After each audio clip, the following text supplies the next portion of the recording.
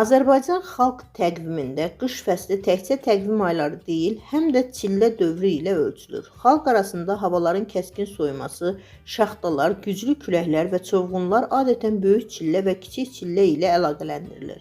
Bu anlayışlar 100 illər boyu formalaşmış müşahidələrə və təbiət hadisələrinə əsaslanır.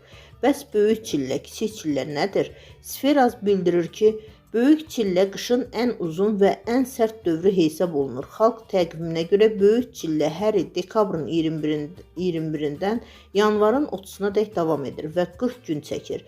Çillə sözünün özü də məhz 40 mənasını verir.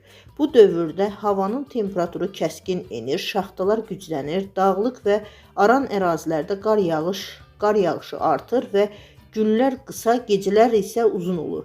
Xalq arasında böyük çillə qışın ən sərt dövründə davam edən ən çətin mərhələ sayılır. Kənd təsərrüfatı ilə məşğul olan insanlar bu dövrdə torpaq işlərini minimuma endirirlər.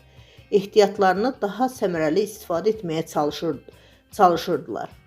Bəs kiçik çillə nədir? Kiçik çillə böyük çillədən sonra gəlir və yanvarın 31-dən fevralın 19-na dək, yəni 20 gün davam edir.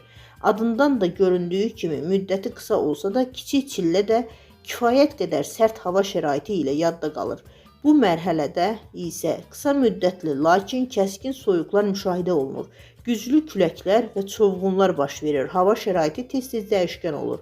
Xalq inanclarına görə kiçik çillə böyük çillənin acığıdır. Yəni qış öz son gücünü məhz bu dövrdə göstərir. Əsrlər boyu aparılan müşahidələr göstərir ki, Azərbaycanın iqlim şəraiti məhz bu dövrlərdə daha sərt olur.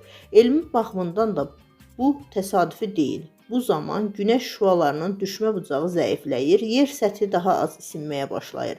Atmosfer prosesləri soyuq hava kütlələrinin bölgəyə daxil olmasına şərait yaradır.